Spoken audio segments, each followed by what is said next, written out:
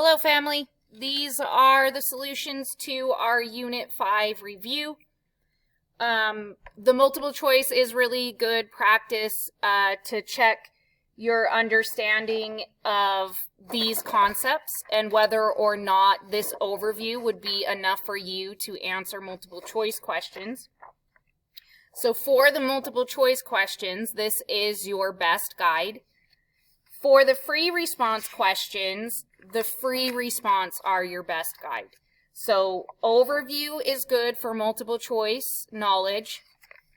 These actual multiple choice questions are really good multiple choice. These free response questions are what you should study for your free response questions on the exam. So I'm going to say that one more time. Multiple choice is going to pull information from this overview. Free response is going to be similar to this. So to study for your free response, you want to make sure that you feel really good about these free response questions, that you could do them again without notes, or you could do a similar problem without notes. So I would highly recommend that you don't just copy down the solutions to this review. Because if I learned anything from Unit 4, what I learned was a lot of you guys are just copying the answers from the reviews and the can you do's and not really doing them.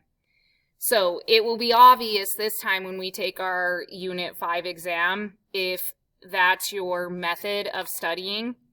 So make sure that you really use these reviews as the resource and the advantage that they are, and that you're not simply just copying down the answers to get the points. The other thing that I want to say before we get into this is, if I'm in the room with you right now, please just ask me. Instead of watching the video solutions, just raise your hand and ask me the question. Even if it's, I don't even know how to start the problem. I want you guys to get into the habit of just asking me if I'm there, especially as we move closer to the exam. If I'm there, me in person is a better resource than these videos, because in these videos, I'm trying not to waste your time, because some of you guys just need a brief explanation, and then some of you guys need a 20-minute explanation with a diagram. So I am a better resource than this video. If I am in the room with you, just ask me. Okay? I love you. Okay, so on these multiple choice, I don't think that there's very many that I need to go through and give an explanation on. These would be better if you just compared your answer to mine, and if it's wrong, then you try to figure out what's wrong. Yeah, I'm not really sure that any of these really need an in-depth explanation. There are a couple that I want to mention. So for 4, it's asking you to find the probability of more than half of the households sampled owning a DVD recorder. So more than half,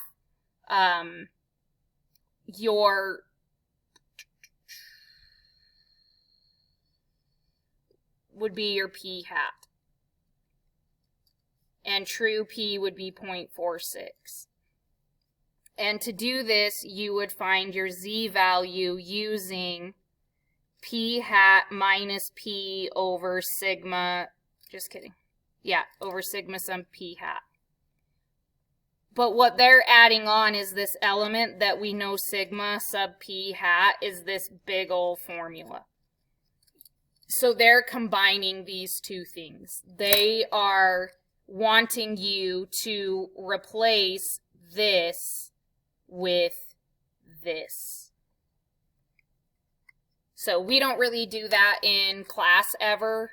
They're just expecting you to be able to make those connections. Okay, I know that Z is this formula. All right, well, I know that P is this formula, and you combine them.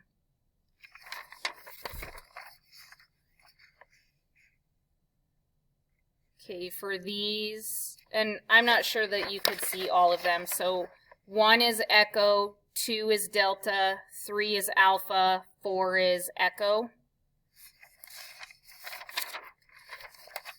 5 is echo, 6 is alpha. This printed weird. Yes, it would be very surprising to get a sample proportion of p hat equals 0.38 or less when the true proportion is 0.53. And the reason why is because if we go up here, none of these 0 out of 240 samples were less than or equal to 0.38. So the probability of getting p hat less than or equal to 0.38 is 0 out of 240 if p is equal to 0.53. So yes, it would be very surprising. 7 is beta, and this directly comes from this paper. So your population distribution is this. It will never change. Your distribution of sample data are these. It does change depending on what sample you get. And your sampling distribution is this. It never changes.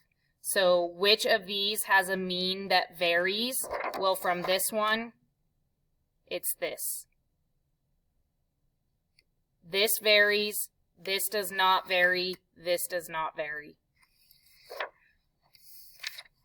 If you understand this, you're in a really good place for this exam. Okay, number 8 is delta.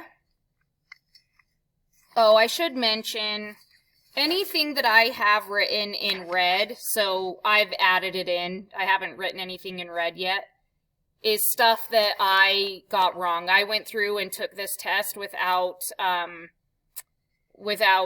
any resources. I just sat down during independent study one day and just took it. So anything I add in red is stuff that I got wrong or needed to know.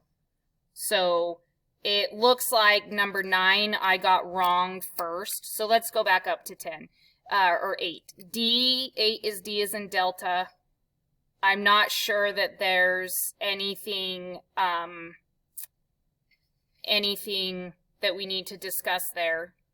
You had to actually verify the 10% condition. So the maximum sample you can take from this N is 12. So our max sample size is 12. Where am I getting 12 from? That's 10% of 120. So we can't take this sample size, it's too big. On letter D, I got it wrong. I initially chose C. It's on letter D. Teacher, get a grip. On number 9, the answer is delta, and I originally chose Charlie. So you take a simple random sample of size 25 from a very large population in which the true proportion is 0.1. Which of the statements below describe the sampling distribution?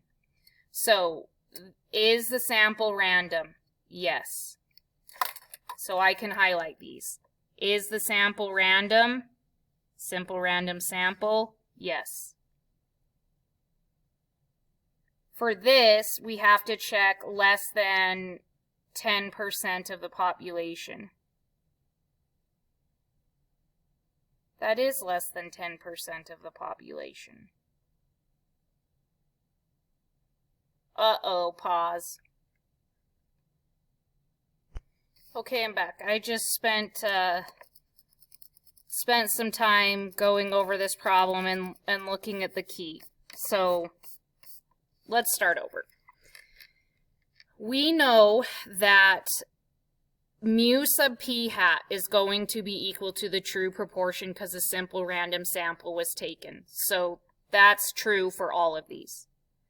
So then the second question is, can we use the formula for sigma? And in order to use the formula for sigma, we check 10% condition. Well, they're telling us that we take 25 from a very large population. So do we think that 25 is less than 1/10 of a very large population? Yes. So our formula for sigma sub p hat is p 0.1 times 1 minus p 0.9 all over our sample size. So now it's not D or E, because D and E says we cannot use the formula when really we can use the formula. So then the next thing that we check is large counts. Is our distribution normal? So large count says n times p, 25 times 0.1, has to be greater than or equal to 10. Well, this is 2.5. So large counts is not satisfied. So it's now not C either. So our only options are between A and B, and center and spread are the same in A and B. So our only option then is to choose if the distribution is skewed right or skewed left. And that's where I don't know how the writer of this problem got this answer, because in the key it's A. But what about this information tells us it's skewed right as opposed to skewed left? Like, I've thought about it and I've gone through and read this a bajillion times, and I don't understand how they know that this distribution is skewed right. I think that all they can say is the distribution is not approximately normal. So all we know is that it's not approximately normal.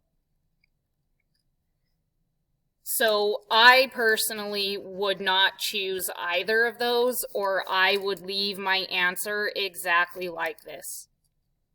Like, if this were a test that I gave you, I would want you to write this, or I would want you to come up to me and say, I don't know how we choose between these two. I hate it when they give us test questions like this. This is a practice test from your textbook, and I think that this is an error in the key.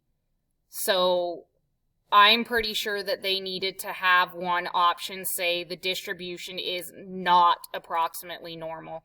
Like, I'm wondering if, well, I'm not wondering that because they say the answer is A, but I'm 100% confident that nothing up here is telling us that this distribution would be skewed right.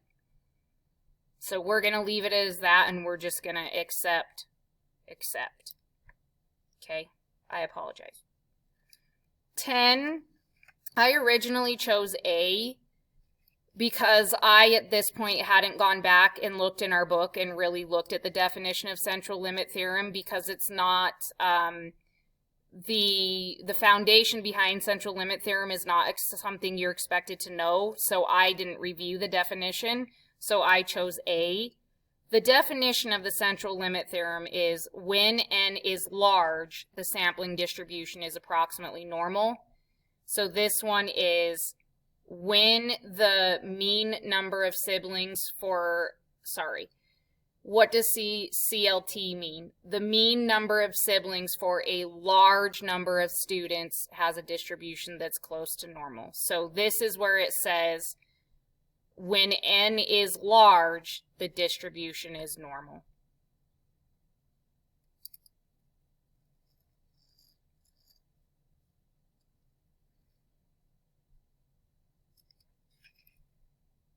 So I wrote that in red because I had to add it in.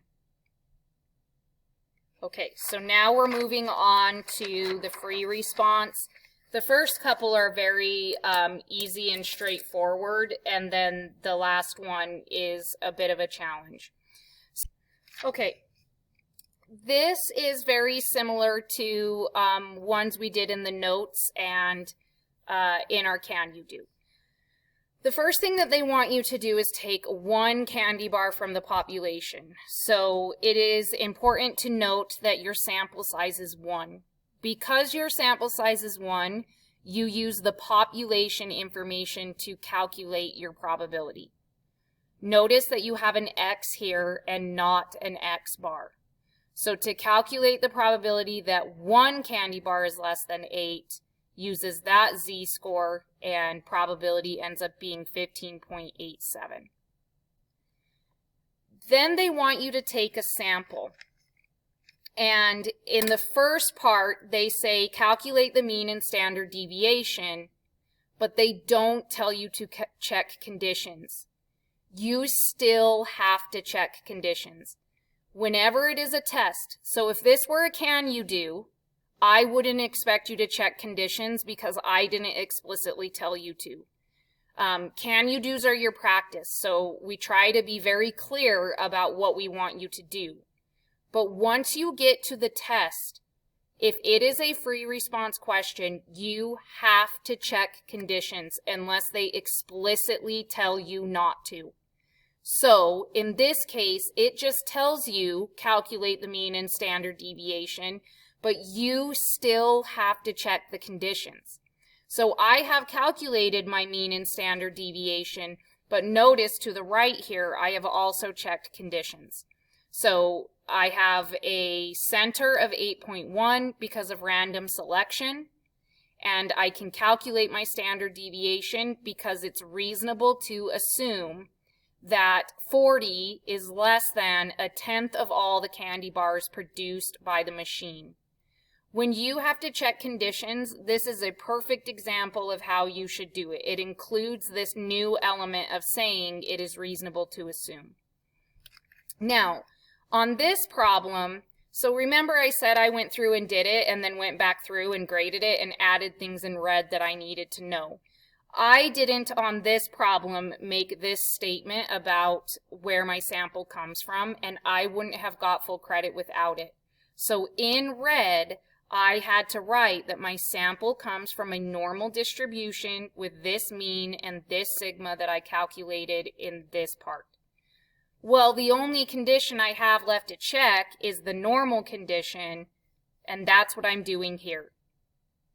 So it doesn't matter if you calculated it up here and then made this statement and checked all your conditions with this statement like we normally do. So in your overview, we make the statement and then underneath we check each condition. That's fine if you did it in this part. You didn't have to check conditions in this part, but you have to check conditions to calculate the probability. So it didn't have to be here, but before you finish the problem, you had to make this statement and check shape, center, spread of the statement. Then D, would your answers change if the population was not normal? Well, A would change. You can't calculate a probability using the normal distribution if your population isn't normal.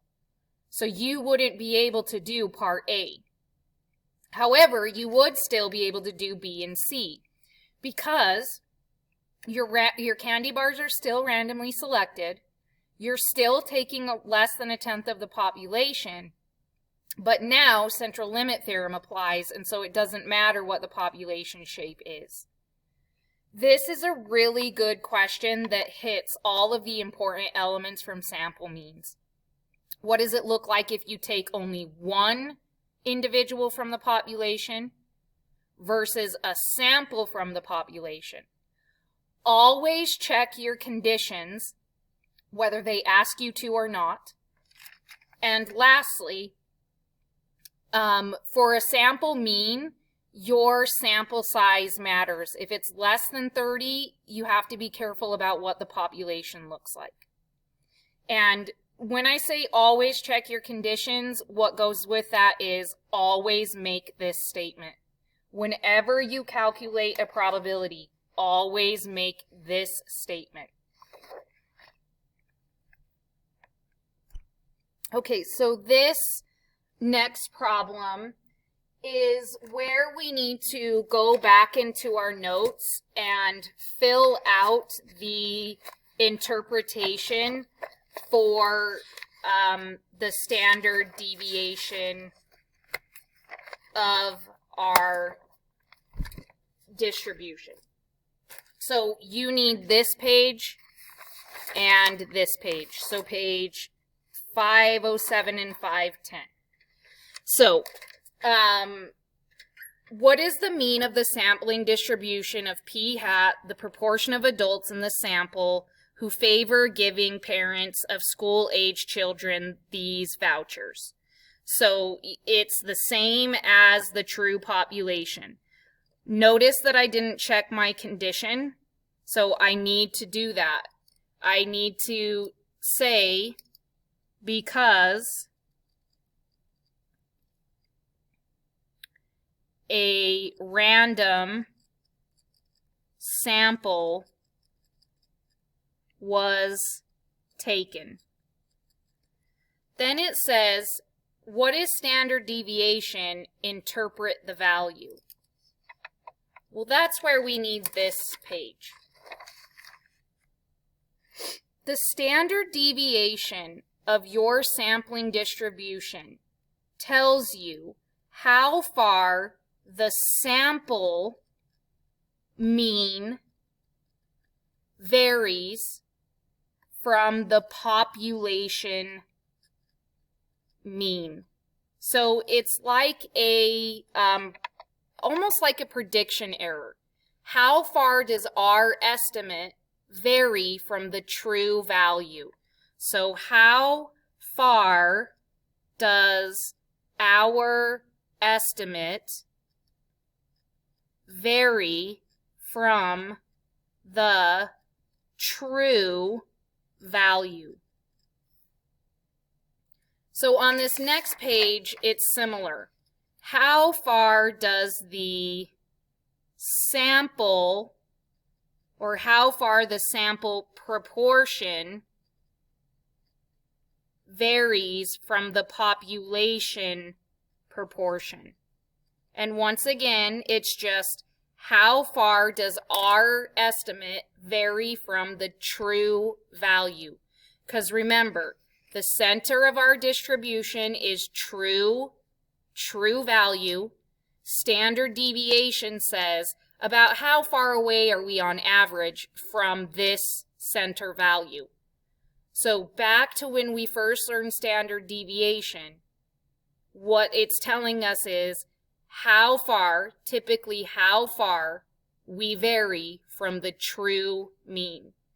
So that means it tells us about how far our samples typically vary from the true value. So here, if our standard deviation is 0.02222, what this means is that our samples typically vary by about 2% from the true population of 45%. So I'm going to say that again. Our samples typically vary by about 2% from the true population proportion of 45%. So I'm not sure that either of these say that as well as what I just said, but here's some options. Number one, the proportion of adults in a sample who favor vouchers typically varies from the true proportion of 0.45 by about 0.0222%. Or you could say a sample proportion typically varies by about 0.022 from the true proportion of 0.045. So this takes all the context out. This includes context. This does not include context. What both of them are saying is our samples will typically vary by about 2% from the true value of 45%. So write that down if you like that one better. Okay, part C. Check that you can use the normal approximation. So in this case, they actually tell us to check conditions. And D, calculate the probability that more than half will be in favor. Okay, it's this last one that's the most challenging one, and you'll see a bunch of things in red on this one. So, number one, they give us a histogram, and notice that the side is relative frequency. So the side is percent. They tell us that the average of this distribution is 403,000 and the standard deviation is 278,000. That's a huge standard deviation. If one house is selected at random, estimate the probability. Well, we just came from the candy bar problem where I said if your distribution is skewed right, you can't use the normal table to find your probability. But this goes back to Unit 1, where we can actually see how much of our sample is less than 500. So you go to the 500 mark, and what this is telling us is that about, to me it looks like 34% of the values were between 0 and 250,000, and then about 36% of the values were between 250 and 500. So I can actually use this distribution to calculate or estimate the probability. The probability that one house will be less than 500,000 is the same as the amount of houses here plus the percent of houses here plus the percent of houses here. So if 70% of our houses are less than $500,000, that's our probability that one of the houses will be less than $500,000. So this goes back to Unit 1. This is such a good example of what you guys will see on your actual AP exam. Like, they'll ask you things from multiple units in one question. So this question is really awesome. Okay. On this guy, we use Unit 1. On the next guy, we use this unit. If we select 40 houses at random, what's the probability? So I checked all of my conditions, but I added in here this idea of clearly indicating what population is. So big N is all house values in the city, so it is reasonable to assume that 40 is less than or equal to 1/10 of the population. My probability is 98.64%. What's the probability that our sample average will be less than 500,000? 98%. Okay, now, here's where things kind of fell apart for me. Well, I guess they didn't fall apart until the bottom. Now they're saying, when estimating a population mean, mu, statisticians can use the sample mean because it is an unbiased estimate of the true mean. A different statistic can be used to estimate mu, and that is the sample mid-range. So they give you the formula for a sample mid-range. They're saying instead of the sample average, instead of having to add up all the numbers and divide by the observations in the sample, you can just take the max and the min and divide it by 2. So instead of having to add it all up and divide, we can do the shorter thing of adding 2 values and dividing by 2. So the table below gives you an example of a sample of 40. It gives you the actual data values, and it says calculate the mid-range. Okay, so I take my low, my high, divide by 2, I get 559, and then I have to remember this is 559,000. Well, why might we want to do this? Why would we want to find the mid-range instead of the mean? Well, I just told you. Instead of having to add up all the numbers and divide, now all we have to do is take two numbers and divide. So the sample mid-range is faster and easier to calculate than the sample mean. What would have been a better response, though, would have been for me to say, instead of having to add 40 numbers, here I only have to add 2 numbers. Either one is fine. The bottom line is it's faster and easier to calculate the mid-range than the average. Now it's the next problem where the wheels fell off for me. So then they give you 40 samples of the mid-range. So they do this 40 times, calculate the mid-range, and this is the distribution. So they did this 40 times, found the mid-range, put it in the distribution.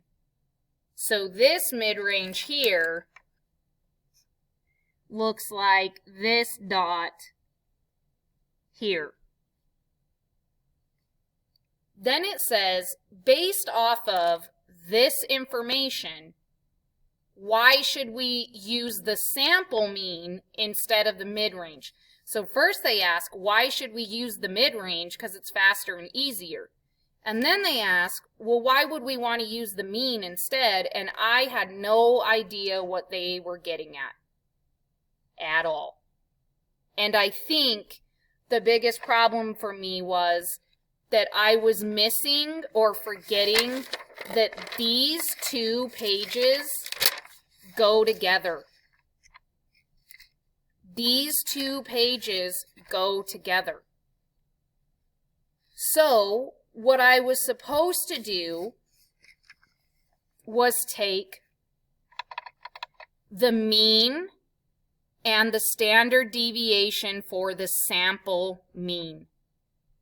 So really, underneath here, I should have mu sub x bar equals 403. So I was supposed to take the mean and the standard deviation of the sample mean and compare it to the mean and standard deviation of the mid-range. And they give you these values in the prompt. The mean of your mid-ranges is 617. The mean of your, the standard deviation of your mid-ranges is 136. So why would we want to use the mean instead of the mid-range? Well, first of all, our sample mean is not biased. Our true mu is 403,000. Our sample mean is 403,000.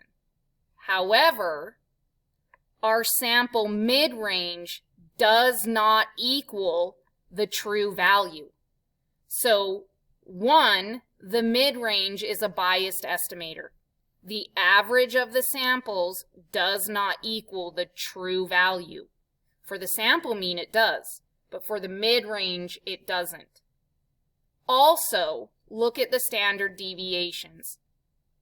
The standard deviation for the sample mean is way smaller than the standard deviation for the mid-range. And that's what we want. We want the spread to be smaller. So 1, it's a biased estimator, the mid-range is, and 2, the standard deviation is way bigger. So, why would we want to use the mid-range? It's faster and easier. Instead of having to add 40 values, you add 2. But why would we want to add the 40 instead and do the longer work? Well, because the sample mean is not biased and has a smaller spread. The mid-range is a biased estimator and has a much larger spread. So, that being said, this part of the problem should have been doable. I mean, this one I can see how you guys would be like, oh, duh, I get how to do that now. This amount of space was super deceiving. You do not need that amount of space to answer this question. So, this we should have felt okay about. This, you should have been able to calculate this, and this, I can see how you'd be like, oh, okay, yeah, now I know. Now I know I can say it's easier. This, though, I would not expect you to have known how to do this, because I didn't know how to do it, but now that we know, we should be able to do it again. So now that we've seen it, now that we know, we should be able to do a problem similar to this problem and get every part right. Let me say that again. Now that we've gone through this, even though we couldn't do it, probably until I showed you how, you should now be able to replicate this on an exam without having to refer to your notes. So if there is anything that you are confused about in this problem, you're going to want to get it cleared up, because remember, these free response problems are such a good guide for your true free response problems on your exam. And your overview is your map for the multiple choice. Okay, that's it. I hope that you guys study and study genuinely. I hope that you are, if you don't know how to study, you're discovering that. I'm here to help you in any way that you can. Yeah, that's it. Love you guys.